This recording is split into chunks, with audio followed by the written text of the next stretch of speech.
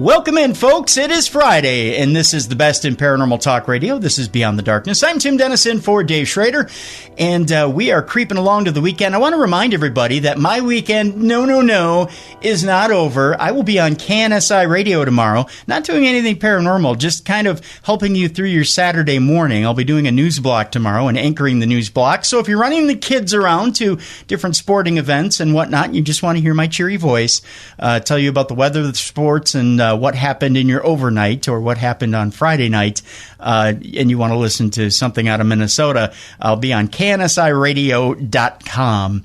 That's where you can listen to me around the nation, around the world, and hear my cheery little voice. You can do that by going to KNSIRadio.com between 6 a.m. and 10 a.m. Central Time. That's KNSIRadio.com. Also, Independent Wrestling International returns in 1 month. March 17th, Cloverleaf Carnage is the name of the card. I am your general manager and your evil general manager at that, and ring announcer for the event. We've got an exciting card out there for St. Patrick's Day, March 17th. First of all, it starts with the world's smallest St. Patrick's Day parade in Hopkins. I don't know if you knew that or not, but it's happening in Hopkins, and we start with that, and then at 7:30 bell time, 6:45 is when doors open there at the Hopkins American Legion. We'll start the card from there, and we've got a U.S. title defense by Tommy Spider Baby Saturday. It is a title versus mask match with El Tigre, along with much, much more. Check us out on our Facebook page or on our Twitter page at IWI Pro for more information, and I'll be giving you more details as we get closer to the card. But we're in Hopkins now at the American Legion, and it is kicking off March 17th. So 1 month from now, tickets are available at the door, $12 for adults, $8 for kids. Again, IWI is back and in Hopkins on St. Patrick's Day. Also, if you want to check out where Dave and I are around the country, around the world, you can go to darknessevents.com. Dave has an event coming up in Romania in September, and tickets are still available, but going fast for that. Make sure that you check that out. And Dave and I will be at Michigan Paracon as well in August. Tickets are going quickly for that as well. Again, darknessevents.com to see where Dave and I are going to be around the nation for all different types of paranormal events. Let's get into today's program, shall we? Because we've got an exciting one. Our friend David Weatherly is back with us, and he's got some exciting developments as to what's going on in his life. There's always something exciting going on with David Weatherly, and we do have an update on Black-Eyed Kids, and we do have a very creepy encounter with Black-Eyed Kids coming up on Theater of the Mind. So let's bring in right now our good friend David Weatherly. Hi, David. How you doing? Hey, Tim. I'm great. How about you? Doing good. I kind of skipped the bio portion because I wanted to get straight to today's program. And we're going to talk in the second part of the program about an interesting location that you've discovered that's got some very, very haunted activity. And we'll get into that in the second half of the program. Let's talk a little bit now. The Black-Eyed Children book that you first came out with has been revised, correct? That's correct. The revised edition came out, actually, it just got in under the wire at the end of last year, and there was a particular reason I wanted to do that. I originally published the book in 2012, so 2017 was not only 5 years since the book had been released originally, but it was also the 20-year anniversary of Brian Bethel's encounter. And it's just kind of mind-boggling that it's been that long in some ways.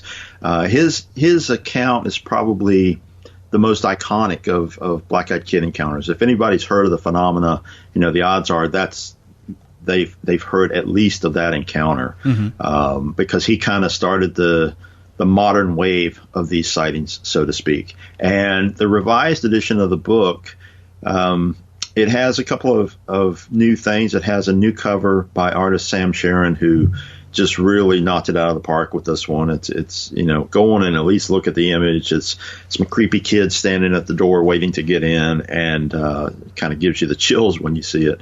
The book also has a new chapter. It's called Brian Bethel 20 Years Later, and it's a dialogue that I had with Brian, basically with him reflecting on the effects of the encounter that he had with these kids, and how it still sort of lingers in his life, so to speak, and also some reflections on what he thinks, this much further on, what he thinks the children actually are, or where they're from. And like the rest of us, he doesn't have any solid answers. It's just speculations. But his encounter was just so creepy and sort of set the precedent for a lot of the accounts to come. I mean, without getting too much into what Brian's reactions are in the book, I want to ask you a little bit about his psychological makeup 20 years later, because it seems to me, and we keep hearing from people about who have had these encounters and haven't realized until now that they've had these encounters, David. And that's, I guess, what the creepiest thing of all is. One of the black-eyed kid encounters that we had heard about recently, and that we'd done a theater of the mind on, the person in question that had the encounter thought that they had encountered something completely different. In fact, they had chalked it up to a completely different type of entity, and then said, "Wait a minute, it wasn't they chalked it up to vampires of all things." Right. After having watched Salem's Lot. And they had this totally different mindset of what it was that they had seen based on a Hollywood movie. And now, things that we see on television or things that we see in Hollywood movies that we might have been influenced by, people are going back and going, you know what, now that I've heard of Black Eyed Kids, I think maybe I actually had an encounter of that. Brian's now had this encounter, and 20 years later, it's kind of like when you're looking at things in the rearview mirror and you see it and you're a little bit jaded or you're psychologically detached from things. Does Brian still have that fright factor 20 years later, or does he look back on it, and even though he may be chilled by it, he can look back on it and kind of dissect it a little bit easier? I hesitate to speak for him completely, but through dialogue that I've had with him, I can tell you that there's still a tremendous effect from this experience. And he's still, the psychological factor. First of all, let me back up a little bit, actually, and say, for those not familiar with this encounter, the brief version of it is that Brian, he went out one evening to make a payment, was going to drop a check in an after-hours box, and went to a strip center. This was in Amarillo, Texas. Was sitting in his car right in the checkout when these two kids approached his vehicle, and he had this experience where he said initially he just felt a little bit uneasy. Now, he wasn't in a bad neighborhood or anything like that. These kids didn't look like, gangbangers or anything like that, but there was something off right from the get-go.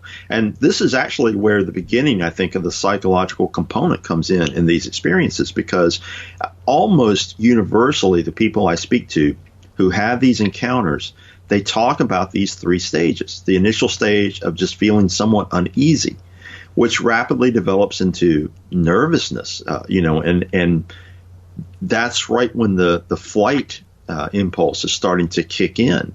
And then, of course, it fully comes in. They experience this rush of fear and they run away from these kids, or they slam the door, or whatever the case may be. So Brian, he was the first one to openly report this sequence of events. And again, 1997, in the aftermath, he posted his encounter, and he talked about how these kids made him uneasy. He only rolled his window down a little bit, and he started this dialogue with them, but it was very awkward because they were saying things like, we just need to go see our mother. We need to get our money we want to see a movie. Brian had the state of mind to glance over the marquee and realize that the movie was already half over, so things weren't really adding up. The language was very awkward these kids were using, and the nervousness grew. And then when he made full-on eye contact with these kids, he realized they had solid black eyes, and the flight response kicked in. So, he shoved the car into gear and tore out of the lot. And when he looked in the rearview mirror, these kids had vanished. So, those simple things on the surface, a lot of people just say, well, it's no big deal. It's just kids playing a hoax or something like that. No, the psychological component really comes in because of what Brian experienced and what other people experience when they encounter these children. The set of the sequence that unfolds, it really disturbs people to the point that psychologically they often develop a lot of symptoms in the aftermath. I've talked to people who develop insomnia, who develop a constant state of nervousness. They have reactions when someone knocks on the door. So all these things that come in that influenced the person for a long time afterwards. For Brian, it was actually a little bit more heightened simply because he stepped out in 1997, posted his account on the internet, and then he was completely inundated with people writing to him and emailing him and posting on the forum and saying, I've experienced this. I had something similar. All these other stories started to come out. And of course, hundreds of people barraged him with questions, and they wanted to interview him. They wanted to talk to him personally because they wanted to get some answers. They wanted to share their experience. Brian got so inundated that he couldn't deal with it for a time, and he just kind of shut everything down. He wouldn't answer any emails. He wouldn't address the topic. He just kind of tried to stay off the radar completely. In terms of this topic for a long time. And in fact, even as late as 2010, when I was researching material for the book, I tried a couple of times to reach out to Brian, and he just wouldn't respond to me. So as a result, the first edition of the book, I discussed his encounter and talked about the implications of, him kind of opening up and allowing other people to share their experiences, but I couldn't have a personal dialogue with him. And it was only probably a year or two after the book came out that Brian actually reached out to me and said, I've read your book and I really appreciate it. And, we started a dialogue at that point, and he started kind of opening up more, and now he is a bit more willing to talk about it to a degree, but it greatly disturbs him. And I was really appreciative of the chapter I was able to add to the new edition of Black Eyed Children, with him discussing the continued ramifications of that experience. I want to talk to you a little bit about the actual phenomenon of black eyed children. In the time that since the book initially came out to now, when it's been revised, looking back, I mean, there's a lot of speculation as to what these things are, but do you lean one way or another as to what you think the phenomena is? I mean, we've heard everything from demonic to aliens to, any type of phenomena. Do you have a way that you lean one way or another as to what you think it might be? Well, sure. Of course I do. I developed that from the initial research of the topic. And, I intentionally did not put that in the book because the phenomena, as you say, one of the strangest factors is that it can be compared and kind of compartmentalized into so many different types of phenomena. You could easily argue it's demonic, or that it's an alien hybrid, or that it's connected to, the jinn or the men in black, all these different things. So what I tried to do when I initially wrote the book was present the different theories and sort of almost play devil's advocate in each chapter and say, this is why it could be, demonic. This is why it could be the jinn. And I wanted people to make up their own minds. Mm-hmm. I think it worked because, the people I've spoken to in the aftermath, it seems to have. But honestly, throughout my research and interviewing so many people that have had these experiences, I kind of default back to the idea that these things are some kind of interdimensional entities. And, some people, they get a little bit jacked up at that concept, oh, you're talking about portals and they're coming from another world and all this stuff. But, it doesn't sound as out there as it used to, because now even quantum science is talking about other levels of existence. Right. Gosh, like 10 years ago, quantum theories came out and said, oh, we've figured out there are 12 other dimensions. We don't know what's there or how to get there, but we know they exist. So, the question in my mind has always been, okay, well, just because we can't get there doesn't mean that something there can't get here. And what's fascinating is when you read or listen to these accounts of these kids, there's so many strange factors, but one of them that really stands out to me is how many people experience these things where they're there one moment and they're gone the next. Yes, yeah. And, that kind of borders into the range of maybe they're a ghost or apparition, but then all of these people will swear, no, these things were solid, they were physical. There's been a couple of people that have touched them.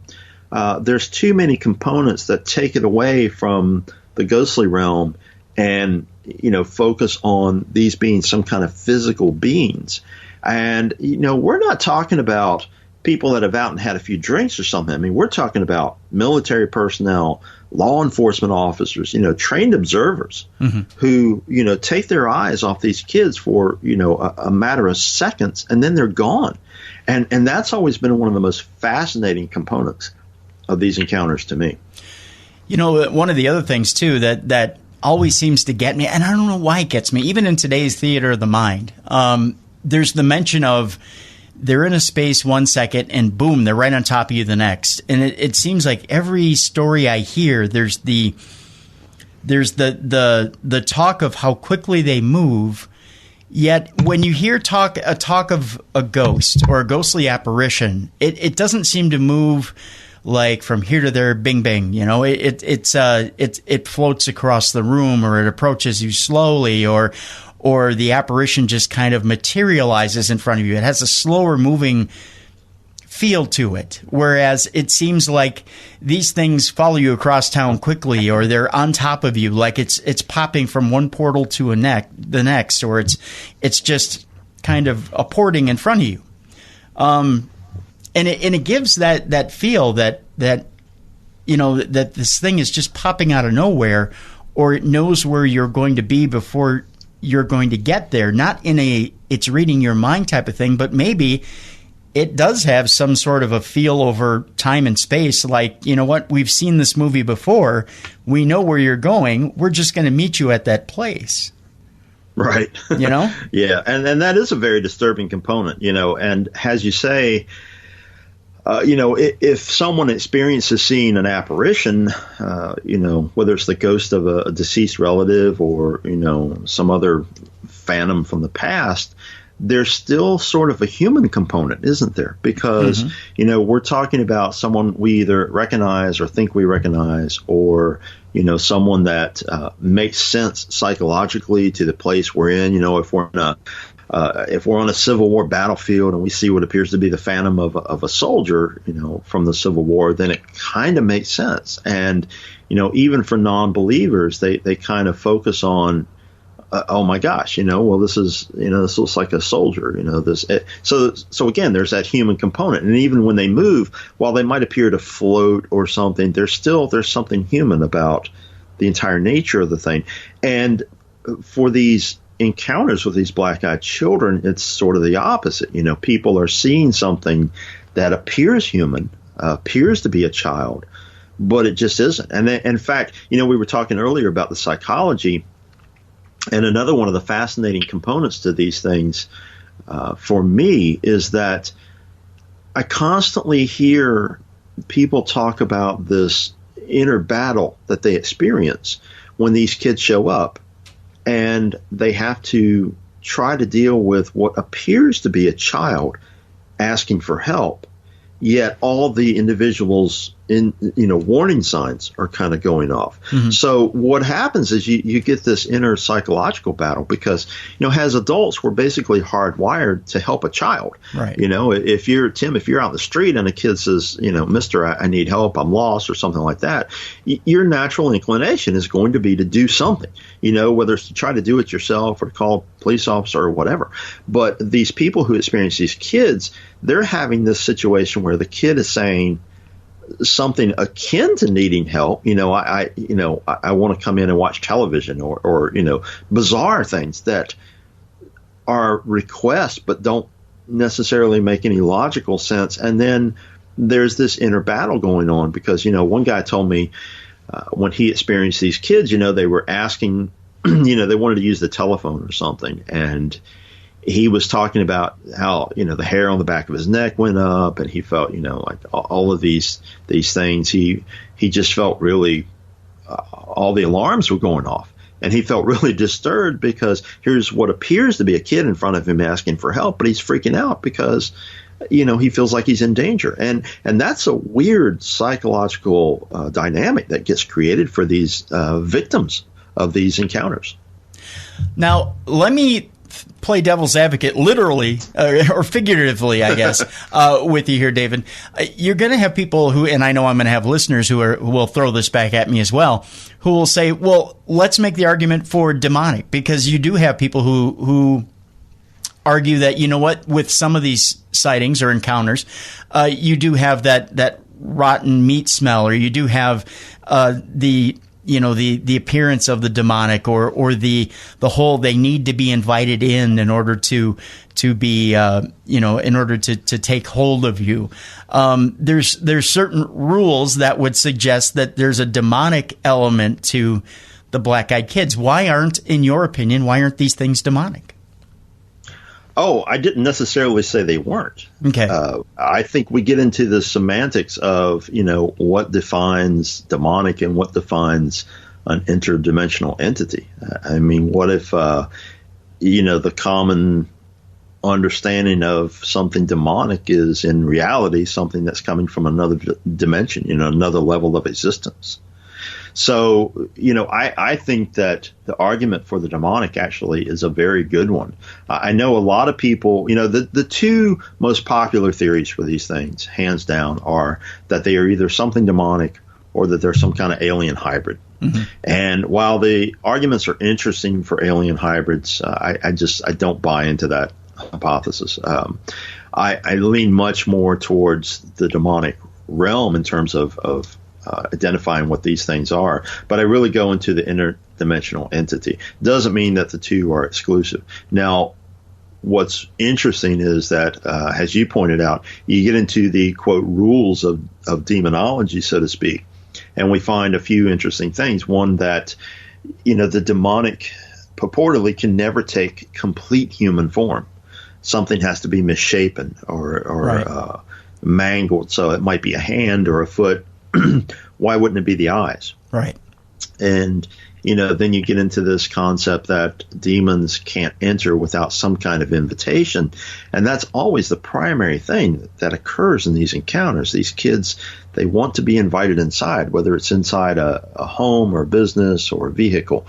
So, that to me, it is incredibly fascinating. And again, I think we're bordering into some kind of entities from another dimension that maybe in the past people started identifying these things as demons, and that's how we've come to understand at least a portion of what we're dealing with. So, we like to compartmentalize our monsters, I guess, and to me, I guess we've always thrown this argument into either alien or demonic, but we really shouldn't, huh? I don't think we should. And, I think that is sometimes a problem in the field in general, is that people want to compartmentalize as opposed to taking a more holistic view. And that goes back a long time. I mean, when I first got interested in these things, the 1970s, a lot of my early influences people like John Keel and Jacques Vallée, they took a more open view to phenomena in general and looked at the idea that maybe there is some kind of interaction.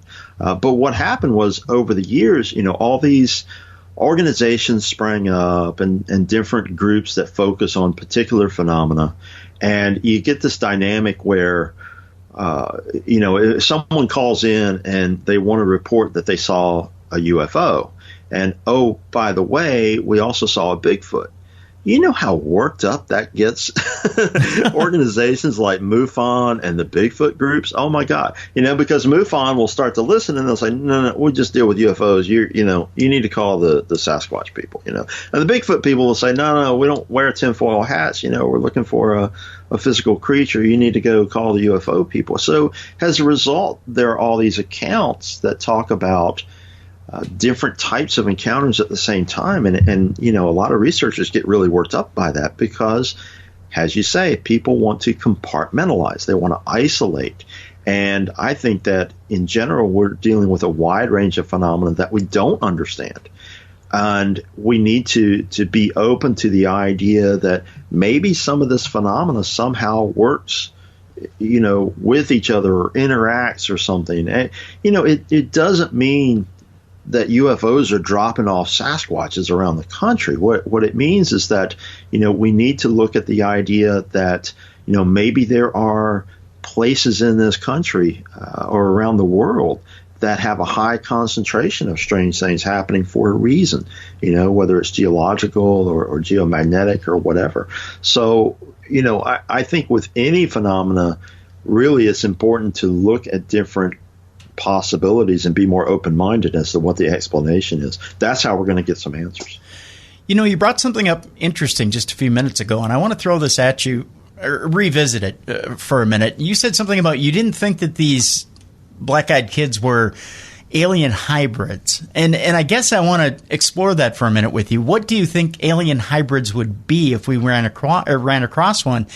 Because, when you look at things like grays and the stereotype that we have in our heads of grays, of these creatures being, coming down and, the thing with probes and cattle mutilations and not necessarily being the nicest race out there. And then what we hear from, the different races of aliens, and the only thing seeming to be nice being the Nordics. What exactly are we running into with an alien hybrid, and what do you think an alien hybrid would be like as opposed to the black-eyed kids? Man, that's a big question. I guess it's a very good question. And, again, I guess to play devil's advocate with myself, even with what I was saying, there are a few researchers out there who think that the grays themselves are some type of demonic entity, particularly people that have a more Christian foundation in researching some of this phenomena. So, I accept that, that could be a possibility. The whole thing is that these alien hybrids, if they're actually here, it kind of represents a very frightening prospect because maybe they're just integrated into our society somehow. And this is what we're seeing. Honestly, I don't know what one would look like. Certainly, the physical descriptions of the black-eyed children, we kind of could compare that and say, well, yeah, maybe so. Maybe that's some kind of alien DNA. At the same time, the reason it doesn't work for me necessarily is that there seems to be an entirely different agenda with these black-eyed children. When they show up, I can't find a way personally to reconcile why they would be behaving this way if they were alien hybrids. Because when you look at these encounters, they seem to be coming in specifically in order to, I think, maybe feed on the energy that is created in the situations. Because they come in and they create this extreme level of fear within people, and that's a very high emotion. And there's the concept that there are some things that could actually feed on that type of energy. Go ahead. So what's interesting to me is that in most of these encounters, when these kids show up, they create this high spike of fear within the victim, and then they're gone. It's as if mission accomplished. They just vanished after that. I was going to say, and not only mission accomplished, but the few people that do disappear that you never hear from again, maybe the ones that do take the invitation, what do you surmise happens to them? Because obviously there's a mission there when they ask for the favor of can you help us, and someone does take that invitation. Where do you suppose they go? Gosh, I honestly have no idea. I mean, that is that's a pretty disturbing prospect to even think about. And when you consider how many people disappear on a regular basis in this country, even if most of them go down to people just wanting to vanish or crime or whatnot, there still may be a factor in there that is the result of something we don't completely understand. It's interesting because years ago, I think, the first time Whitley Strieber interviewed me about this phenomena, one of the first things he said was how disturbed he was at the prospect that there were people who had accepted the invitations and the thought of, what happened to them, where are they? Where did they go? We don't know. And it is disturbing to think that, I've always kind of tied this in my head and wondered, when you look at the missing 411 phenomena and you see some of the disturbing after effects maybe of some of the things that have happened there, and you wonder maybe that's some of the after effect of what's happened with the black-eyed kids phenomena. Maybe they're tied together. Who knows? Yeah, who knows? It's definitely a mystery that may never get solved, and maybe someday somebody will trip across something like that and actually put 2 and 2 together and make 4. With that being said, we do have Theater of the Mind, and it is a black-eyed kid story, and let's go to that now. This is The Kids Are Not All Right. The dark hives have given way to the dark eyes. This is a real black-eyed kid encounter, as shared by listener Jeff Gilbert. The kids are not all right. My name is Jeff, and I was recently reminded of something that happened to me when I was a college student. Something that I just couldn't forget. Something I wish I could forget. The whole thing terrified me so much, I try not to think about it. But, well, here we go. My dad had died when I was young, and my mom worked hard just to provide the basics for my brother and me. So there was no money set aside for college. However, I was determined to get a degree.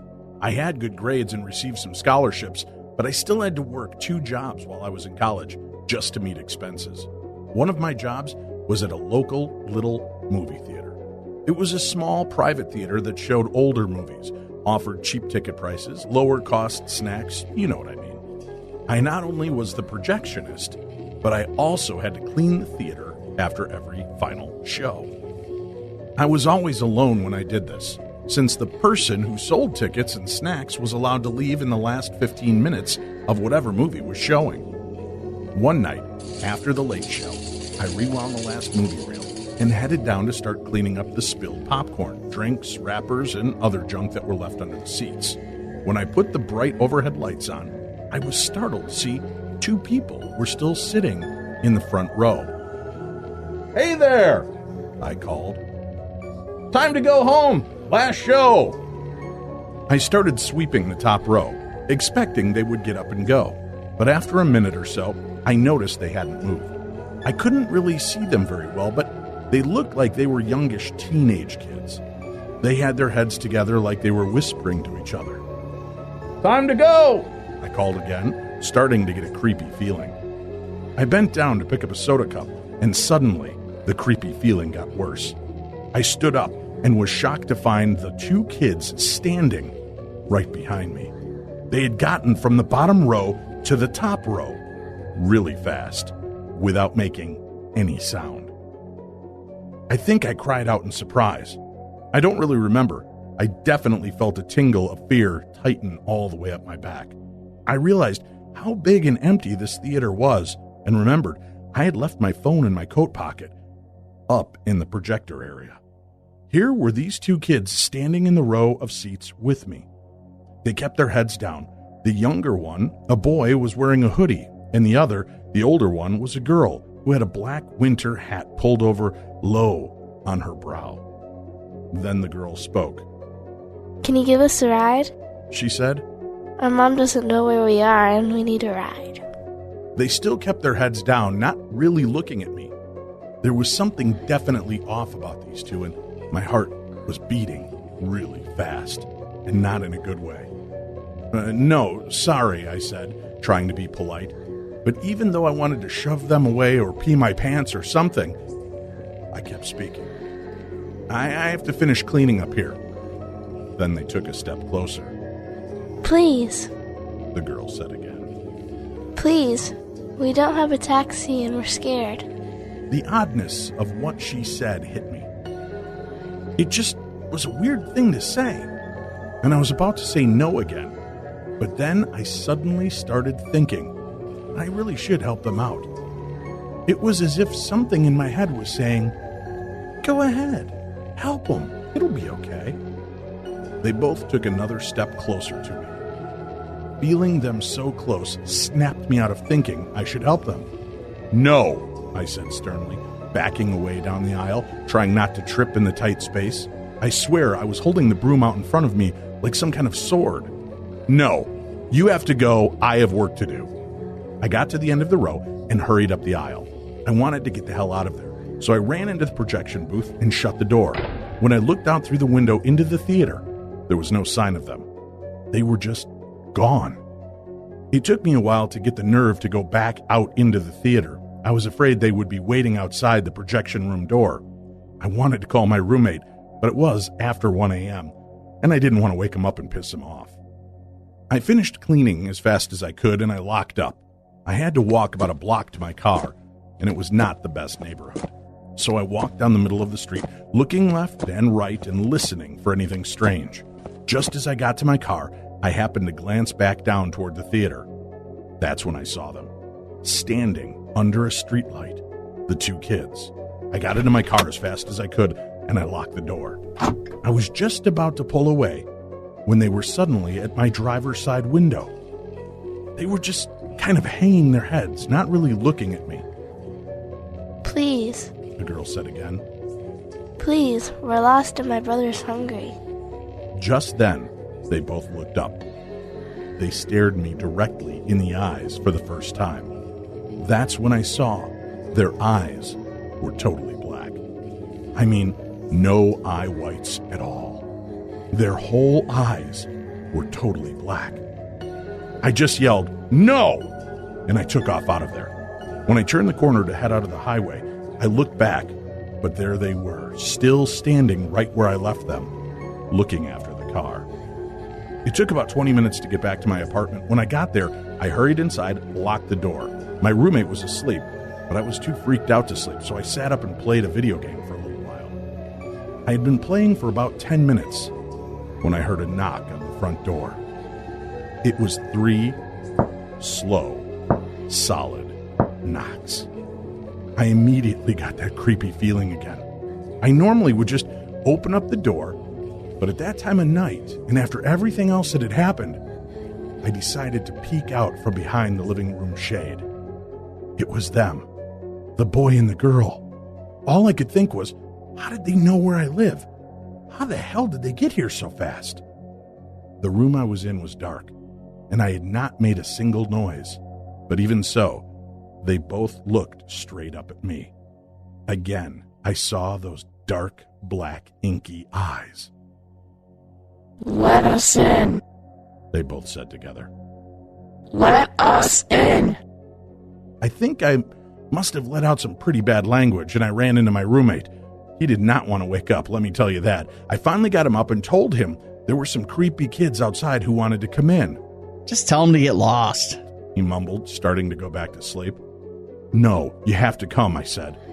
"These kids are messed up. Just come with me." We both went to that door. My roommate, who was very grumpy, threw open the door and said, "What?" But there was nobody there. My roommate glared at me. "You're an idiot," he said, and he went back to bed. I don't really think I slept that night at all, and I'm sure I struggled through my classes the next day. I did tell my roommate the whole story the next day, and he pretty much said I was an idiot again and didn't have much else to say about it. I've never forgotten that night. I have so many questions. Who were those kids? What did they want? How the hell did they move so fast? And what would have happened had I let them into my apartment? Well, that's it. That's my encounter with the Black-Eyed Kids.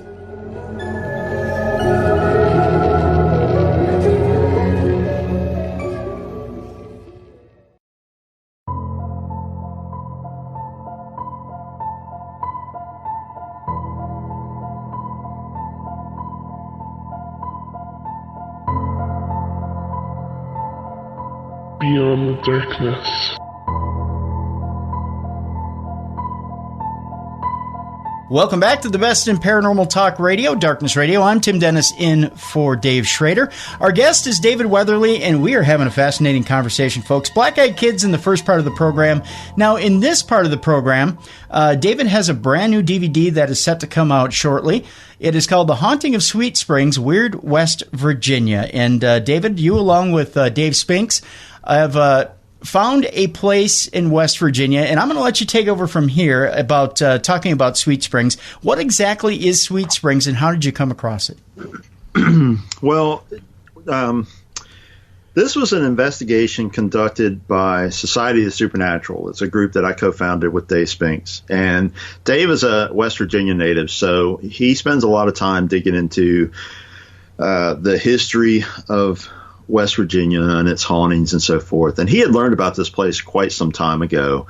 The location is it's kind of mind-boggling, quite honestly, Tim. The history alone of this place, it was first, there was a building first on the property in the 1700s, the late 1700s. And it developed after that. It was surveyed by early settlers. William and Andrew Lewis, who were Revolutionary War figures, surveyed the land. They ended up having to forfeit the land to King George at one point, and then it was taken back over, of course, after the Revolution.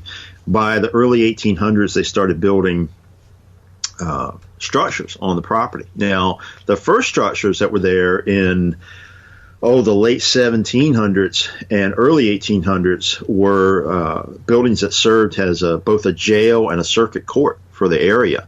So it's actually one of the oldest jail buildings in the Alleghenies. I think the oldest, possibly, or in the Appalachians. This location is way down at the bottom of West Virginia, close to the Virginia border. It is a massive piece of property. The building that was put there in the early 1800s, I want to say like 1839, is 90,000 square feet. Wow. That's huge.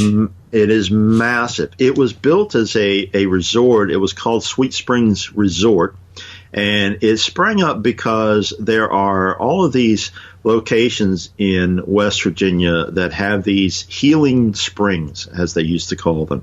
And the belief was that the waters, because of their mineral content and so forth, would have all of these benefits to various things that people were suffering from. So they built this resort with the concept that people could come and spend time there and bathe in the springs and drink the waters and so forth, and be healed from various conditions. So the property existed as a resort for quite some time. And eventually it ended up being a tuberculosis hospital when TB was so rampant. After that, it was a home for the elderly for quite some time. And eventually it was shut down. The state ended up owning it and basically did nothing with it. It was shut and abandoned for something like 20 years or so. And it was eventually purchased just within the last few years by a group who wants to completely refurbish it and make a modern resort out of it because of how picturesque and how amazing the property is. But again, excuse me, the history of this place is just amazing. I mean, looking at the people who visited the property during its heyday, it's like looking through a who's who list of history. We're talking about Washington, Jefferson, Robert E. Lee, a couple of different presidents visited the place, Pierce. It's it's incredible. And the structure itself was designed originally by Jefferson's protege, a guy named William Phillips. Now, a lot of the rumors and sort of local lore in the area claims that the building was actually designed by Jefferson himself. And when you walk into the main entryway, it's, you have to go in and look at some pictures of it. You'll see photographs, of course, on the DVD, but there are these high steps that go up to the main entrance. And when you walk inside the front of the main building, there is a massive mirror that was sort of one of the trademarks of Jefferson architecture. And then to the side, there's what's called a Jefferson fireplace. It's a specific design that was used in Jefferson's the buildings that Jefferson designed.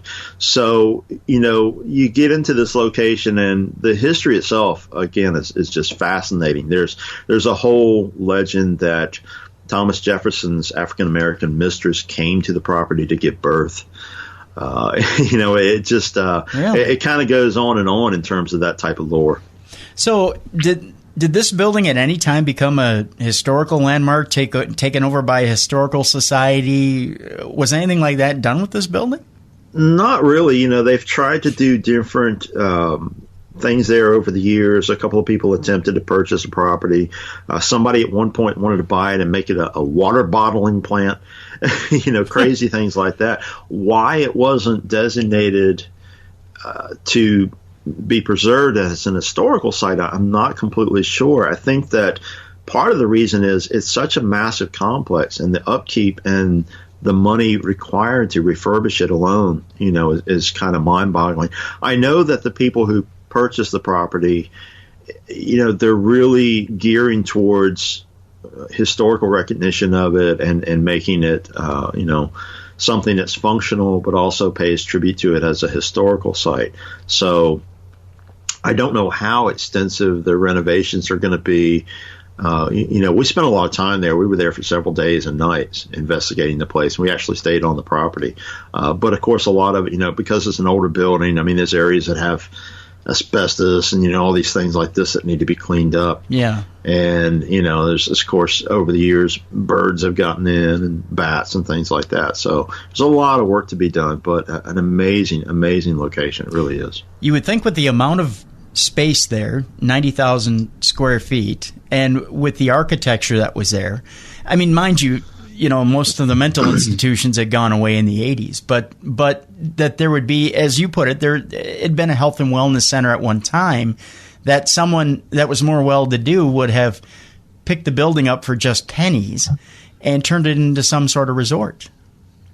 Yeah, I think the problem was, it was a retirement home up until the early 90s, I believe. Okay. Now, the state owned it in, the 40s. Mm-hmm. And, they did some refurbishment. And, then it became this retirement home for the elderly, like I said, up until, I think, the 90s. Then it was sold at auction at one point to some people who wanted to, as I said, turn it into like a bottling plant or something crazy. And then it was, I think they weren't able to do anything with it. So there's been all these different things. There was a council who did get involved, I think, with the National Trust for Historic Preservation, and they were trying to do some things there. And honestly, I don't know what all the ins and outs currently are of its standing in terms of it being a designated historical location. But, certainly the people who are currently in control of refurbishing, they have history in mind in these terms, and they're all West Virginia natives. So, I think they're going to treat the property right and do good by it. So this seems like a building that would have more of a prestigious, with the exception of you said a key phrase here, tuberculosis hospital, which always seems to have the dun dun dun in the background whenever you say that. That classic Hollywood effect. But it seems to have more of a prestigious background. You would think, well, if there were hauntings there, maybe it would be kind of, like a Stanley Hotel type of haunting, like, a nice, friendly haunting. What exactly is going on there with paranormal history? What is going on at Sweet Springs? Wow. So As far as background, what happened was we had met the gentleman who was in charge of starting the refurbishment and the renovations of the site, and he agreed to let us in to investigate. So we went over, and as I said, we spent several days and nights on the property and had it completely to ourselves and started trying to dig in. Now, obviously, we're talking about a massive piece of property. There was just no way to get to everything, of course. Mm-hmm. And we did have a special guest with us. We had Sean Austin from the Demon Files who was with us. So there were three of us trying to cover the property. But we also found that there are a lot of legends of some things going on the property when it was originally native land. So some of the activity may go back to that. And I'll tell you in a few minutes a couple of the stranger things that occurred. Sure. But as far as the paranormal history, there are, they have security on location. They have cameras, security cameras and so forth. And there are all these reports that people were hearing of different activity in the building. Some of it just being, sounds, anomalous sounds, sometimes voices, and things being moved and so forth. But the location is a beautiful piece of property, and there are people who will actually go there and walk past where the building is, and some of these people, just simply out taking a walk or walking their dogs or whatever, have reported seeing an apparition in one of the upper windows of what appears to be a woman. So that was one of the intriguing reports, that a particular room, they believe this woman appears in the window just sort of gazing out over the property. And, of course, we tried all kinds of things to, see if there was an explanation for that. There's nothing in the room. There are no curtains. There's nothing like that could explain that type of apparition. And some of the reports are, people seeing this figure very, very clearly.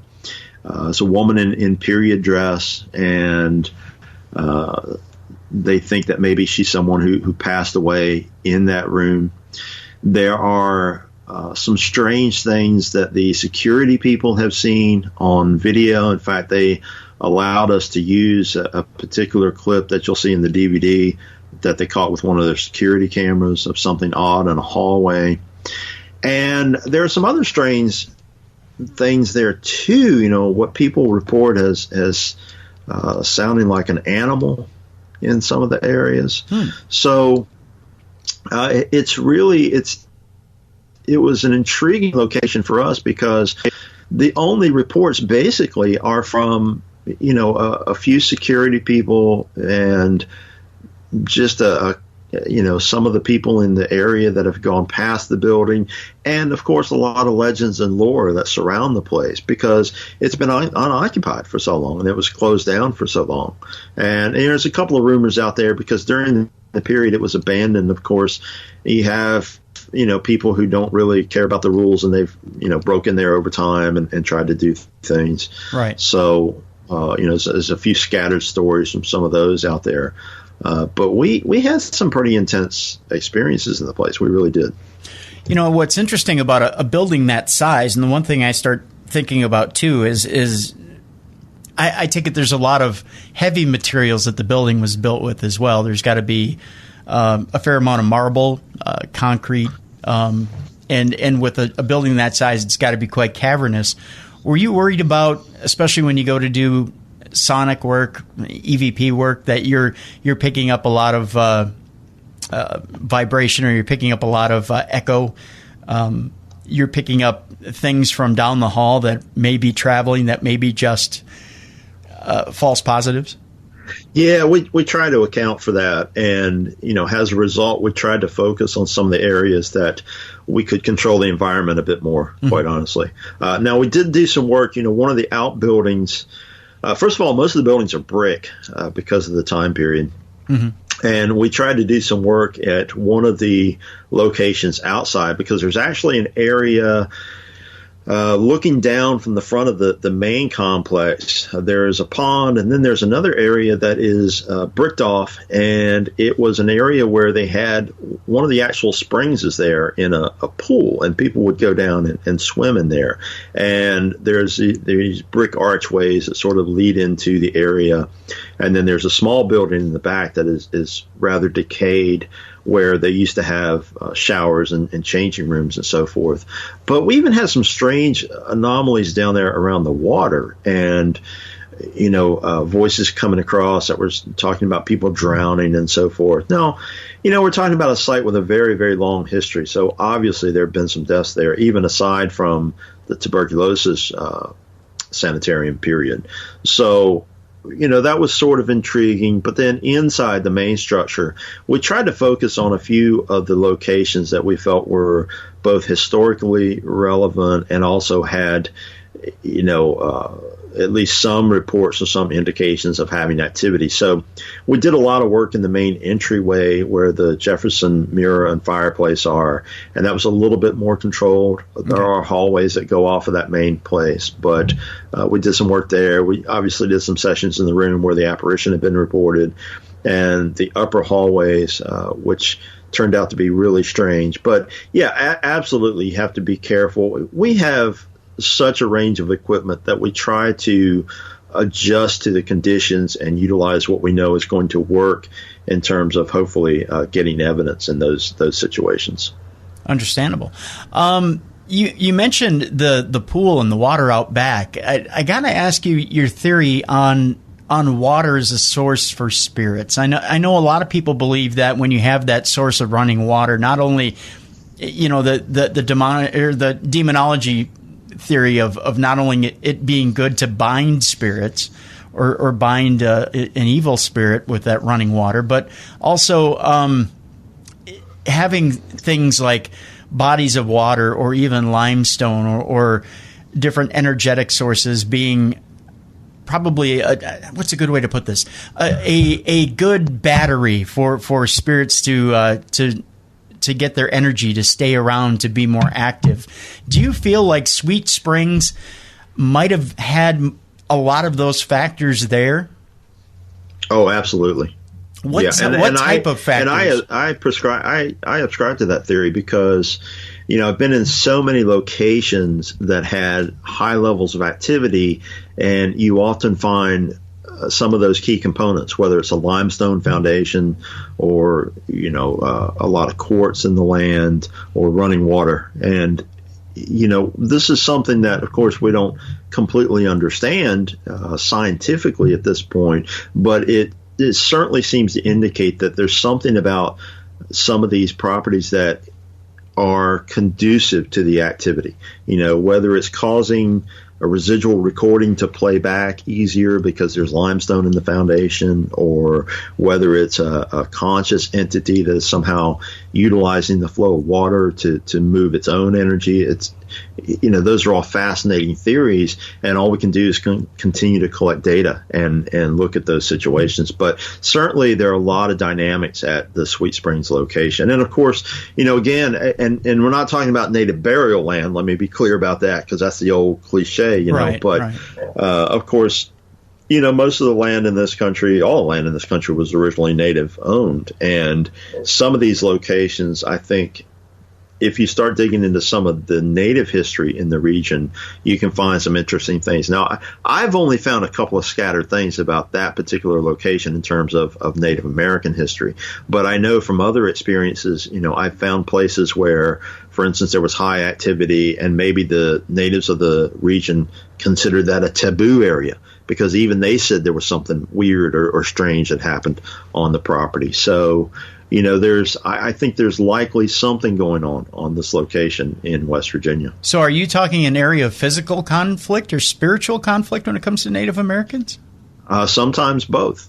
Yeah. Sometimes both. Oh, okay. Yeah. Well, we'll leave that for the DVD. But it's interesting that you say, I mean, because you do have different areas of conflict. And I guess the best parallel I can pull is that, in I can throw this in there too. I know I'm getting a little convoluted here, but there are, when you say spiritual conflict, I know, like, say with the Palmer house, the rumor is in the basement that may be a puckwudgie down there in the basement, or an elemental spirit, which a lot of times are, when you run into spirits that may not be completely human or may be an elemental spirit, it's a different type of haunting or a different way to try and attack an investigation, along with all the different possible tragedy that you may be running into, especially with a tuberculosis hospital. It kind of may throw some mixed signals, and that's what I think probably makes for an interesting DVD. Did you find yourself a little mixed up at times, especially if you have different histories crossing over each other?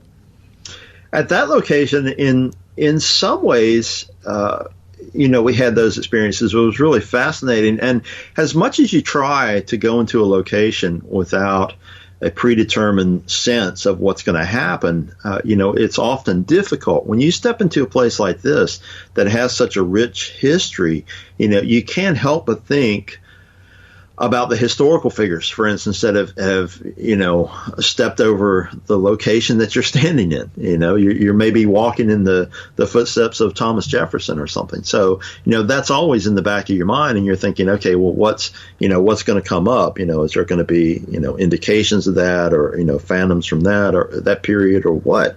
And then you get into this place, and it's something completely different, out of left field. It's interesting you talk about elementals, because we experienced something very bizarre in this location that is I personally think that it's something that goes back to the natives that were on the land, and whether it's an elemental or some kind of bizarre guardian or what it is, I'm not sure. But I can tell you this: during the investigation, all three of us independently saw what appeared to be glowing red eyes from the height of something that would be about the size of a dog or a large wolf. And the intriguing thing about that is that we saw it in different locations. We tried, again, every way to determine that there was something that, could explain that, and there wasn't. But Tim, the creepiest thing, hands down, that happened was actually at the end of the last evening that we were there filming and investigating. We were actually packing all the equipment up. We had left some pieces of equipment up on the third floor, and we had all had very odd experiences in the hallway up on that floor. It's where a lot of the residential area, they called it, they had converted those into single rooms during the retirement period, and even during the time it was a TB hospital, they were individual rooms up there. But there was something very kind of unsettling about one of the hallways at the top of the stairs. And we had started gathering the equipment up. We told Sean Austin, he's going to give me grief for saying this, but we told Sean to go up to the third floor and get this equipment, and he was very reluctant to do so. And, didn't want to go himself, and because of the intense experiences we had up there. So I was like, oh man, I don't have time for this. So I went up and went up to these steps, and Sean had actually come right behind me. I guess he just didn't want to go up himself. But we reached the top of those stairs, and just as I opened the door to go into the hallway, I swung that door open, and right before I stepped through, Sean was right behind me. We both heard this loud growl, and it was it was so loud that Dave Spinks, who was all the way downstairs, heard it echo down the halls. Wow. Down the stairwells. And, of course, gave a very colorful statement asking what it was. And, it was really creepy. It really was just a creepy experience. And it sort of coincided with what we had experienced previous times up there investigating, with what sounded like, for all intents and purposes, a large canid sort of scuffling around in that section of the hallway. And, two of us had seen red eyes up there in that hallway, and then hearing this animal sound. And honestly, I was the first person who heard it up there, and I thought, okay, this sounds loud, but it's probably echoing. It's got to be, like a raccoon or, something that has gotten into, inside and is scrounging around. So we searched high and low that night and the next day during the day, just looking for any kind of trace of animals being up there. And, aside from some birds and some squirrels in one area or something, there was nothing in that particular area where the sound was coming from. And it got to where it was very distinctive. If you have dogs, which I do, you know what it sounds like when dogs are walking across a tile floor, right. When they're scuffling around and moving and so forth. And that is what it sounded like. It sounded like a large dog. And at one point, a couple of times we even saw sort of a shadow figure that was animal in size. Again, like a large canid moving in that hallway. So very, very strange experience, and something completely unexpected given the history that we did know about the location. You mentioned that you think it might have been elemental, but I had a similar experience at Waverly along with Chip Coffey and about 10 other people in the bloodletting room at Waverly. It was that exact same experience with that audible canid growl. Wow. Yeah. And I didn't see any red eyes. But I heard it, and Chip was behind me, and I turned around and I looked at him and I asked him if he was screwing with me. And a lady said, "No, I heard it too." Yeah, and at that point, we all got chills, like, "Ooh, okay," because I thought he was just screwing around with me, trying to freak me out or whatever. And when the lady said, "No, I heard it too," that's when the hairs go up on the back of the neck, and you go, "Oh, geez." Oh yeah.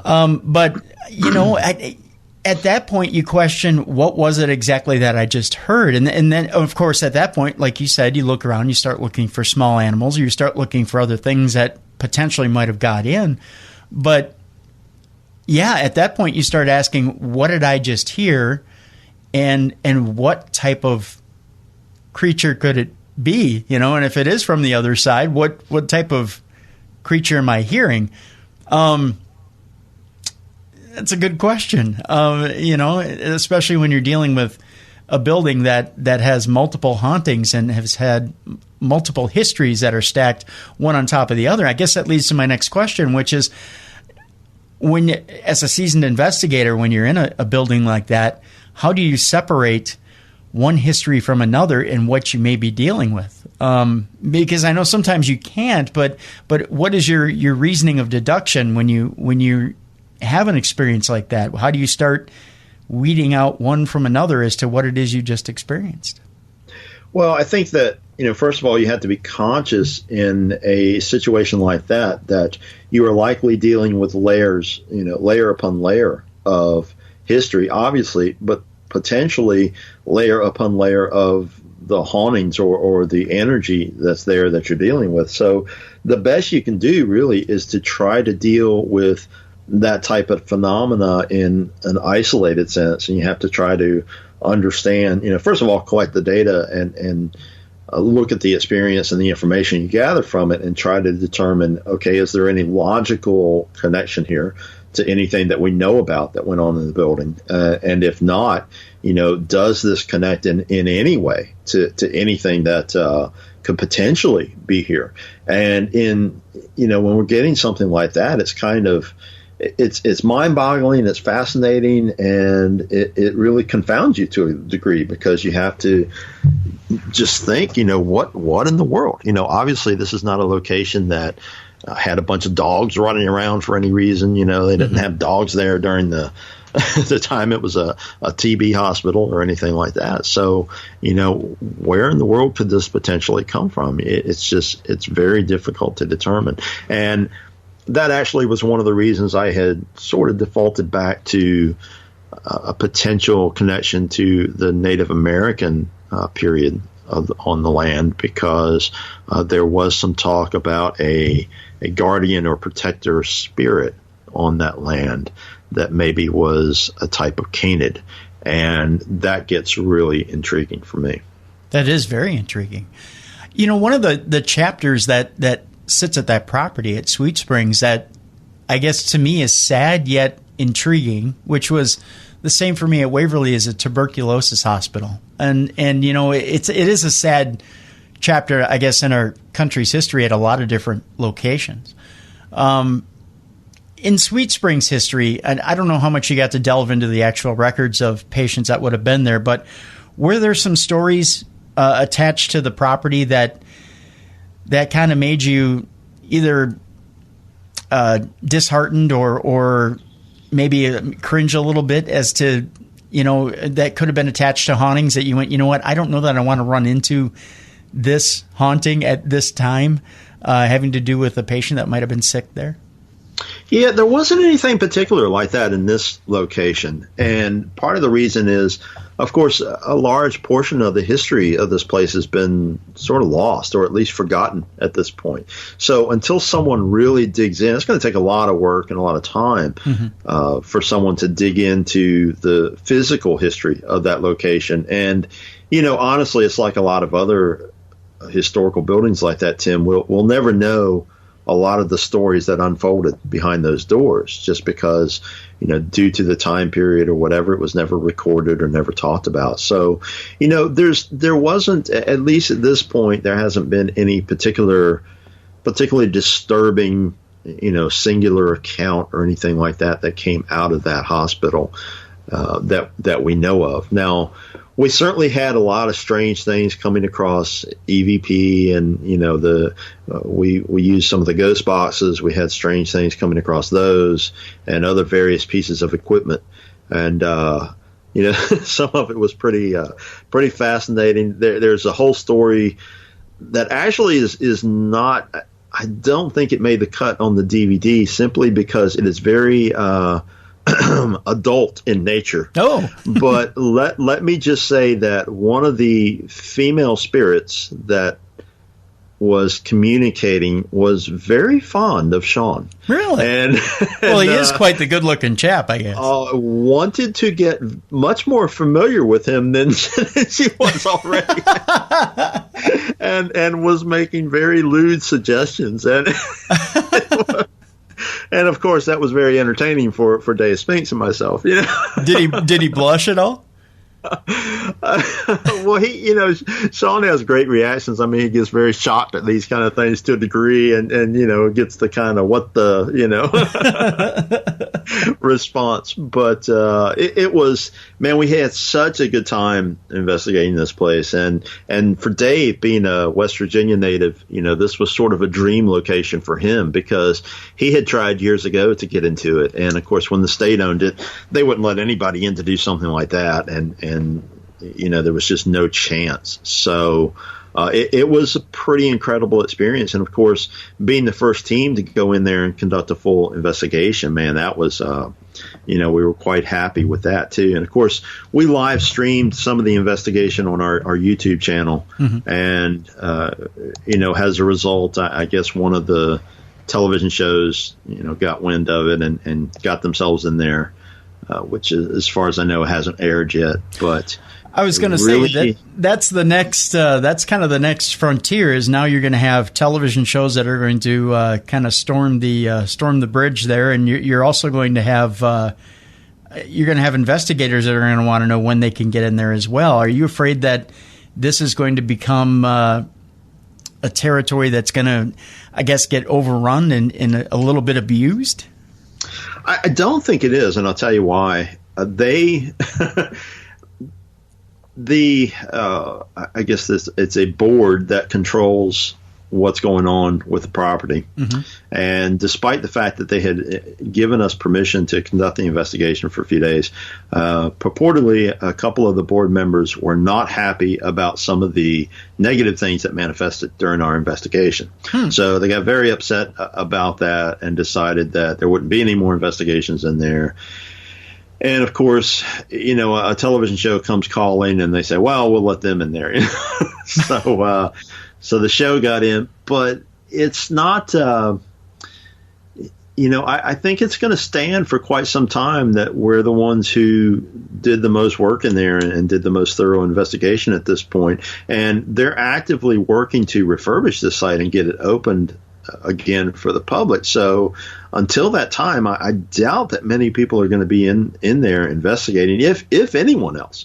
As I said, the board is pretty reluctant to do anything with it at this point. So I'm sure, the next wave after it's more nationally known, there'll be more people trying to get in. But it seems like, at least at this point, it's still going to be very limited how much is done on the site. And, for us, it was very much perfect timing because we got in just as activity was starting to stir in the location. And, of course, that frequently, causes the dynamic to change, as we know.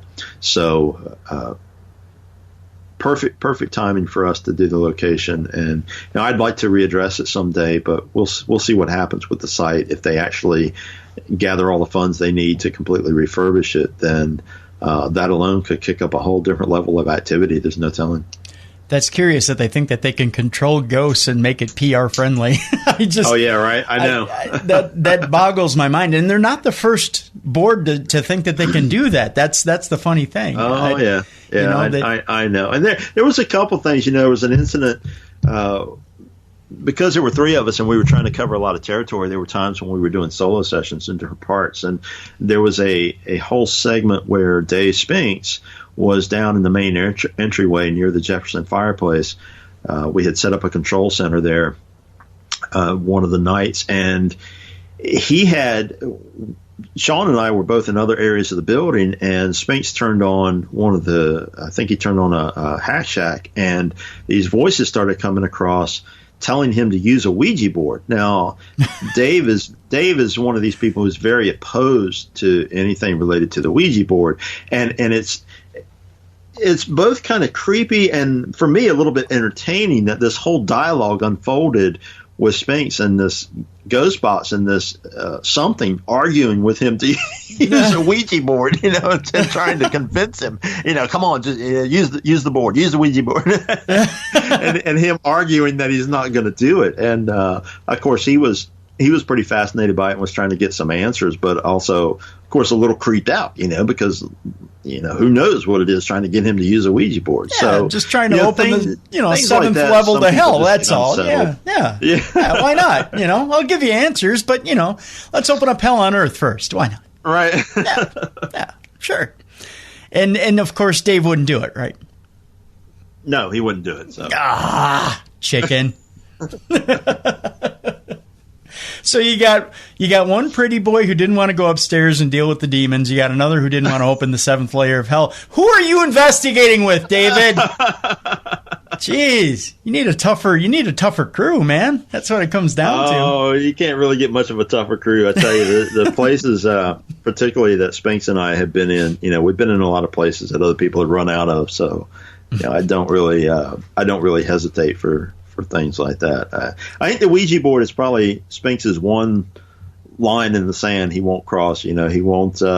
I don't. He won't mess with that thing. He's done other investigations where people were using one, and he's been in on the investigation or something. But it's just his personal belief system, and I respect that. He just doesn't cross that line. So that's the way it is. Let me ask you, David, have you used one? Oh, I've used Ouija boards before, yeah. And you're not. I used them when I was a kid, so I don't. I have a whole different theory on Ouija boards. A lot of it's always a bit humorous to me that people grant Ouija boards so much power. Mm-hmm. Usually people who are staunch Christians, and they want to argue about how it's the devil's tool and so forth. And the thing is that why are you giving a piece of wood that much power? Yeah. Now, I do firmly believe that there are dangers in using the Ouija board because what happens is that so many people, you hear all these stories. I can't tell you, Tim, how many stories I've heard about the Ouija board that wouldn't burn or wouldn't break or anything else. And my first response to those people telling me the story is always, bring it to me. Mm-hmm.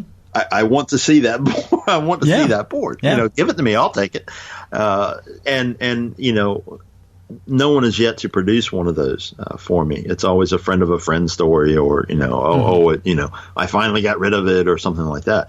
But to look at the other side, what you have a lot of times is teenagers or preteens who get a hold of these boards, and they sit down with it because of the idea that it is a way to communicate with spirits, or that it's something, satanic or whatever. And what do, Tim? This goes back to our discussion about the black-eyed kids in a way. Mm-hmm. What do these kids do? They sit down with this board and they make a statement like, anyone who's here can come and communicate. Right. Whoa. You just flung the door wide open with no parameters, no protections, nothing else. So you've now let whatever wants to enter, and you don't know how to control that dynamic or how to protect yourself or anything else. So that, I think, is where the danger of the Ouija board lies. Oh, yeah. But, quite honestly, anytime we're getting into communications with spirits, you have to take precautions. There are things you have to do on a personal level, I believe, because, I've known people that have gotten obsessed with EVPs, and they sit around in their home, collecting EVPs all the time, or running, hat shacks or Frank's boxes or whatever. And that too is dangerous. Yep. You're not creating any kind of, barriers or protections or anything else. So we're on a whole different topic here, but it's anyway. There's such a long answer on Ouija boards. Right? No, you're absolutely right. It is dangerous to kind of sit open and invite whatever it is that's going to come in. You're absolutely right on that point. So, I guess in closing here, David, you've got two projects out there right now. You've got the revised Black-Eyed Children book, and that's available where right now? Is that available on Amazon.com and all different? Amazon.com, yeah. Okay, and we'll have a link up for that. And then The Haunting of Sweet Springs, this DVD you said is coming out now here within the next 7 to 10 days or so? It's probably the next 7 to 10 days that'll be available, and there will be links. We'll eventually get that on a digital platform. It's just in DVD form at the moment, and there'll be links for that on my blog, twocrowsparanormal.blogspot.com, as well as Dave Spink's website, and the Society of Supernatural has a Facebook page, so please check that out. Like and follow that, and you'll get updates on different projects, because we do have some other things coming out this year under that banner. And then for myself personally, I have a number of projects lined up. It's going to be both a very busy and a very big year. So I'm really excited about 2018. All right. We'll have those links up as well in the description of this show at podcast1.com. And, of course, in the download of this show, the description of the download of this show as well. And be sure to check out in that next 7 to 10 days the DVD. Pick up a copy of the DVD. It's called The Haunting of Sweet Springs, Weird West Virginia, with David Weatherly and Dave Spinks. David, I want to thank you once again for giving us a portion of your time. I know it's very valuable and in short supply, and we always enjoy having you aboard, my friend, and getting a bit of your time to talk about these topics. Hey, always a pleasure, man. Thanks. We want to encourage everybody to have a safe weekend, an enjoyable weekend. And Monday is Parashare and Supernatural News. If you have a story you want to share with us, be sure to email it to dave@darknessradio.com, and we will get it on the air. We will be sure to dig up a bunch of strange and supernatural stories for you for Monday as well. Some weird, wacky ones as well, as Dave is back on Monday. For Dave Schrader, I'm Tim Dennis. Enjoy your weekend, everybody. This has been the best in paranormal talk radio. This is Beyond the Darkness.